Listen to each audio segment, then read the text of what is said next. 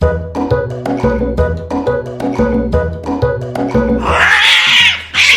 you like to be covered in scratches and have the alluring musk of cat urine? Then you need Lynx body spray. The only body spray made of real lynxes. Open the top and be consumed by a whirling ball of angry feline. And you probably don't need those eyes anyway. So go to the dangerous goods area of your local supermarket and ask for Lynx by name. Lynx, the only body spray made of real lynxes. Lynx may give you rabies. Contact your doctor if you start to foam.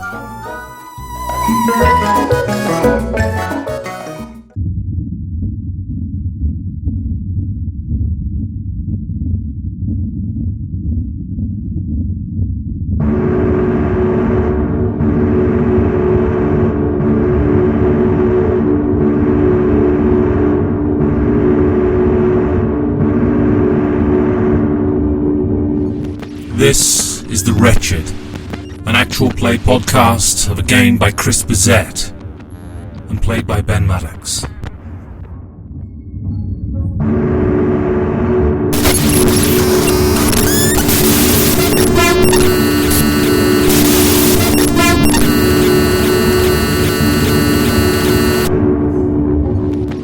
Episode 4.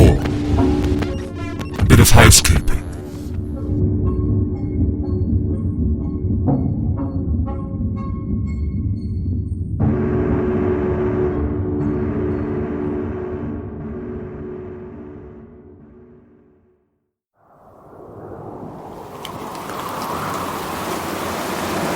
Hello, welcome to The Wretched, Episode 4, with me, Manklord of the Undersea, Cthulhu, and me, Beric, Starspawn of Cthulhu. Well, Dad, isn't it great that we've got rid of that talentless bastard and now we're helming the podcast? That's right, and we've decided that it's terrible the way monsters are treated on this show. Just because I've got tentacles on my face and I've got a sphincter that shows ultraviolet light. That's right, Derek. That's a thing about Starspawns you probably didn't know. That just because of that we get persecuted. Well, we're here to change all of that. And this time we're going to... Excuse me? What? What the bloody hell do you think you're doing? Quick, Derek, get out of here. Hello? I'm dreadfully sorry about that. There's watery footprints all over the place. It seems that Cthulhu and his star-spawned son Derek decided to sneak in to the 5 Games for Doomsday studio and take over the episode of The Wretched. But I'm back. And you know, if you prefer Cthulhu to me hosting the show, just get on Twitter at 5Games4Doomsday, hashtag Tulu for life, hashtag more Derek, hashtag ultraviolet sphincters, and let me know. So welcome, Wretched, episode 4. Isn't this exciting?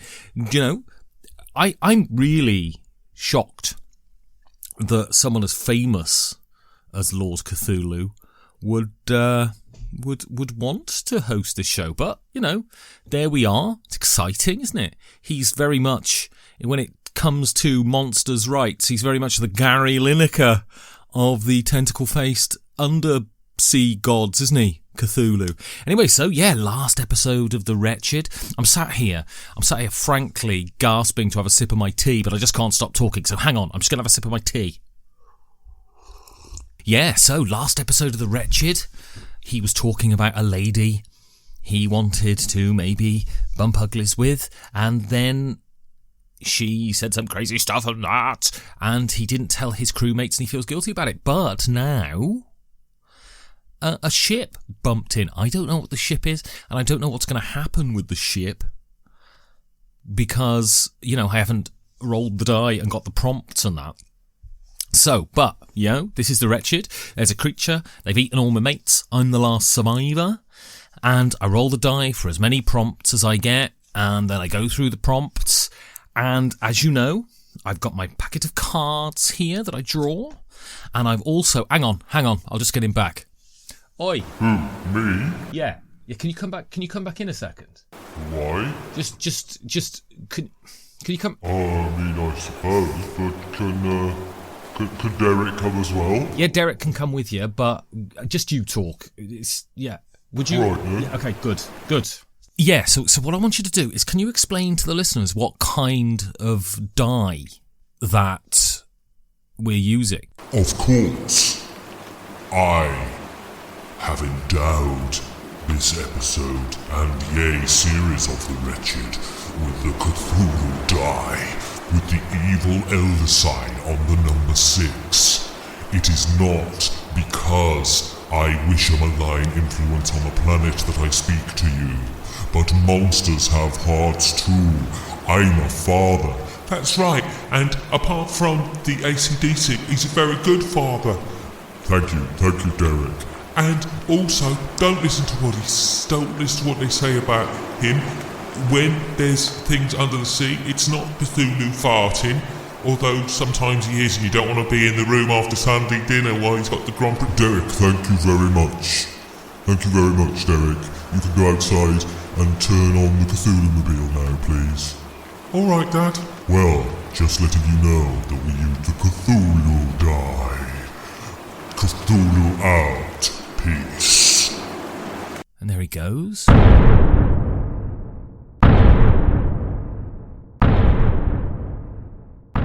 He's got a really nice pair of Adidas trainers on. That's something you wouldn't have thought about Cthulhu, would you? You wouldn't have thought they'd have made him in his size. But yeah, lovely pair of gazelles he's wearing there. Anyway, so yes. So, with that preamble out the way, what we're going to do is we're going to roll the die, see how many prompts we get, plan it and that, then I'll go away and write it, and then we'll record it, and I'll do some acting and that. Just have a sip of my tea. Oh, and for the listeners, I'm going to be honest with you. In the couple of weeks, in the pause between recording episodes, I did happen to knock the Jenga tower down a bit. I'm sorry about that, but I pulled loads of blocks, so it's about the same as where it was. And, you're getting the idea of how to play the game. I'm not cheating. I didn't pull few. Just get off my case, all right? Just get off my case. I knocked the bloody Jenga tower over. This is a game that's got to have a bloody Jenga tower up for like months and that. Don't blame me. It's not my bloody fault. Is it? Anyway, so yes, I'm going to roll the Cthulhu die now, and then we're going to see how many prompts we're doing. All right, here we go. So that's 4. I rolled a 4. That means I've got to draw 4 cards. Art thou excited? And I'm probably going to have to draw a lot from the Jenga tower this time as recompense for having it knocked over during the week. So just getting the computer up. I've got my notes page up, and I've got the Wretched book, which I bought, by the way. And, if you want to help support content like this, I have to buy the RPG books and all of that sort of stuff. You can go to patreon.com/5G4D. Just, you can back me at any level. Every little helps. And, I can buy more RPG books. And also, maybe if I get Cthulhu as a regular guest host, I'm probably going to have to put him up. Because the thing is, I live in Berlin. And Berlin's landlocked, so there's not a lot of undersea for Cthulhu to live in. And Rilliers bloody miles away. He's not going to commute from bloody Rilliers to the 5G4D studios. So, go onto Patreon, patreon.com/5G4D. Help the show, back the show, more Cthulhu. And if you want more Cthulhu, at 5 Games for Doomsday on the Twitter, hashtag more Cthulhu, hashtag Cthulhu for life, hashtag Derek, hashtag Ultraviolet Rectum. All right, so first card is the 5 of Spades, the 5 of Spades. And as we know, as I'll remind you, hearts represent your ship's systems, diamonds, your ship's physical structures, clubs, the crew, and spades represent the creature. So this is the 5 of Spades. Isn't this exciting? Let's have a look. Something happened to the lights when the creature was near your hiding place. What was it? Okay. And it says pulled from the tower. So here we go. Yeah, I've just got the drummer in the corner ready to do the drum roll, and go. And I'm pulling, and it's from the middle. I'm pulling, and it's fine, although the tower's quite wobbly today. But I do it, and bob on the drums. There we go. Yeah, so something happened to the lights when the creature was near your hiding place. What was it? Okay, I think the lights glow with an increased phosphorescence. An increased phosphorescence when it walks by. So what's going to happen is he's going to be in one of the hiding places that he mentioned in one of the episodes, and the creature is going to have walked by outside. He hasn't gained entrance to the thing. And the lights, it's not just that they glow brighter, but they have a sort of almost illuminous, like glow-in-the-dark shit, like an illuminous tinge when it walks by. And he's going to decide to use that as a method of being able to track where the creature is at any point in time. He's going to rig lights, because what he's doing now is planning to go outside and interface with the ship. So he's got to do a spacewalk. So what he's going to try and do, because the creature is attracted to the music and it runs to the music, and then he's going to try and use the phosphorescence, maybe on like a rope connected to his spacesuit when he's walking and that, to warn him of the creature's imminent arrival. So the lights glow with an increased phosphorescence when it walks. So I think this, I see this week, unless it pushes me in a particular direction, as talking about his plans to go out and interface with the ship. So we have the 9 of Hearts, and as we know, it's my personal health and that, the hearts. So, let's have a look. The 9 of Hearts made some tarts. It says pull from the tower. It's bloody unfair. All right, I'm going to read it out first. The proximity alarm keeps sounding because the creature is on the outside of the ship. You had to disable them. So I don't know why you would, but you've got to do it. So he's also getting a bit frazzled. And so he's going to sort of talk about how it's doing his fucking head in, basically. And so he disables them. And I think he's going to have hurt himself. And that's what pulling from the tower represents. Oh, God, this is very rickety. But I'm pulling from the middle. Bob on the drums, go. I'm pulling from the middle. It's coming out. It's extending quite erotically out of the Jenga tower. And I put it on and boom. And Bob stops with a cymbal crash. Okay, that's the second card. So I'm going to write down. He is frayed and disconnects the alarms because they are doing his noodle in. There we go. Because they are doing his noodle in. Okay, third card. This is very exciting. We have the 6 of Diamonds.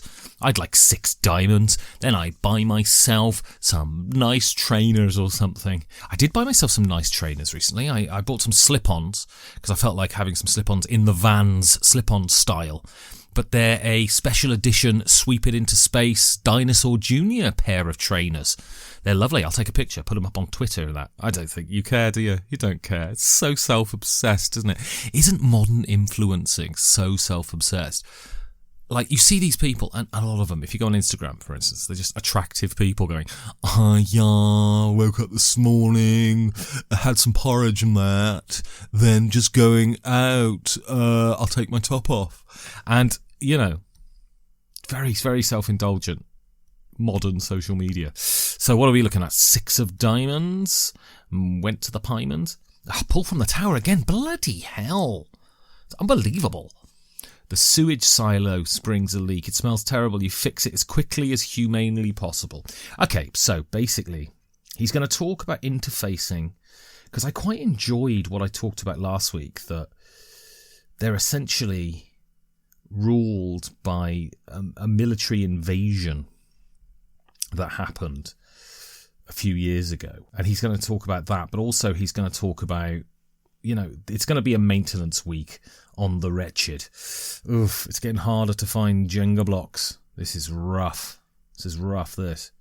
Okay, there's one. Okay, Bob on the drums. Let's pull it out. Oof, this is rough, this. I'll only do it with one hand because I know it's cheating. There we go, and Bob. Boom. There we go. And so, maintenance day in the Wretched. And he's going to sort of moan about it because it's not his thing, and it's going to moan and reveal stuff. I'm really good at this pitching. It's great. I'm great at pitching stuff. This is why I'm a millionaire, because I pitch. All right, final time.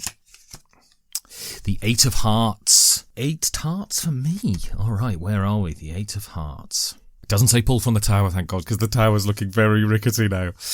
What does it feel like to look at the sensors and monitors and see nothing? How does it feel to know that you may never see land, light, or have a conversation again? Okay, that's a good one. That's the kind of stuff. So, post-radar ship.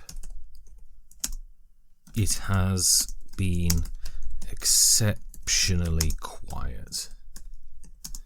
He has grown dependent on the quiet, which is why he disconnects stuff.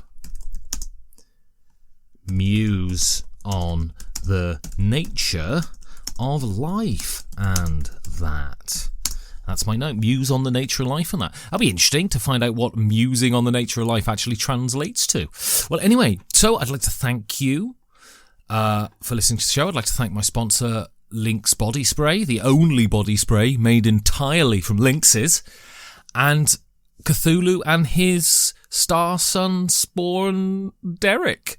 For, well, I mean, they hijacked the show, but frankly, to be honest, I last week when Cthulhu was on the show, we went for a drink after the recording. Had a little trouble getting in through the doors of the pub, of course, because he's a big lad, old Cthulhu. And Derek was driving, and he just said, Dave, I'll just, stay in the car, play my Switch. He's really into Luigi's Mansion 3 at the moment, Derek.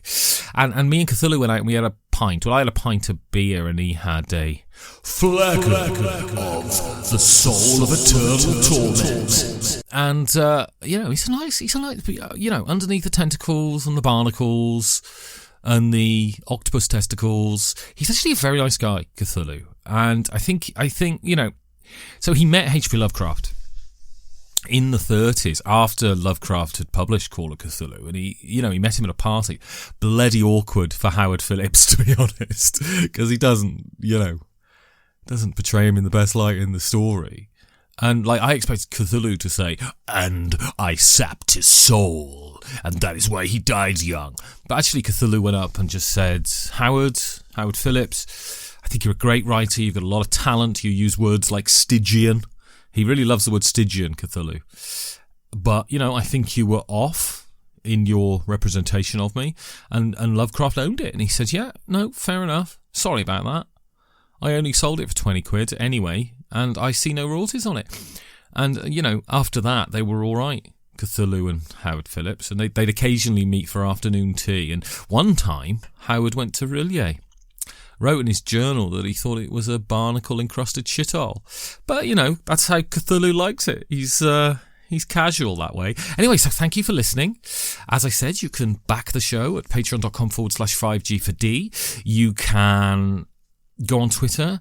You can tag me and say you love it. You love the Cthulhu anecdotes. You can, buy me a pint if you see me at the convention. I'm recording this just before going to LyriaCon. And if there's anyone here listening to this who's going to LyriaCon, please feel free to come up to me at LyriaCon, buy me a pint and say hello. Also, Discord, go to 5gamesfordoomsday.com, click on the pinned post, it'll have a link to join the Discord server, and then we're having a chat about the nature and meaning at the moment. It's all very edifying. So, thank you for listening, and I hope you enjoy it, and just leaves me to say, I'm gonna go and write it. So, editing Ben here from the past. I do it every time. I forgot to roll the bloody Cthulhu die to see if the fucking beacons are working. So, here we go. Roll a 6. I bloody did it. I rolled a 6. 3 out of 4 times. That's a 75% success rate. So I have 7 things left on the beacons. Just 7 more 6s. And the fucking Jenga Tower ain't going to last that long. But 7 more 6s. And I'm surviving. All right. So this is editing, Ben. I've actually written it. Now you get to the recording. Enjoy. Day 4. Salvage ship. The Wretched. Ship's Dr. Ben Maddox reporting. It sits out there, darling. That ship. Their ship. I've tried to connect with them, but whether the ship is empty or their comms are broken, I don't know, because whenever I send out a signal, I can't hear a thing. I can't hear a thing. Can't hear a thing. Darling, I can't hear a thing. Oh, you must be thinking that your dad has gone mad. But I can't hear a thing. No insistent beeping of the radar, no scuttling of that thing outside, just the general hum of a salvage ship. It's funny. For the first time since this happened, I've had a moment of calm. Just because I feel calm, I mean, it's ludicrous. After their ship hove into view, all was silence. It's been silence ever since, the endless eons of nothing. I speak to you through these messages, but I don't know if you'll hear them. They take hours to reach the Earth, and anything could happen.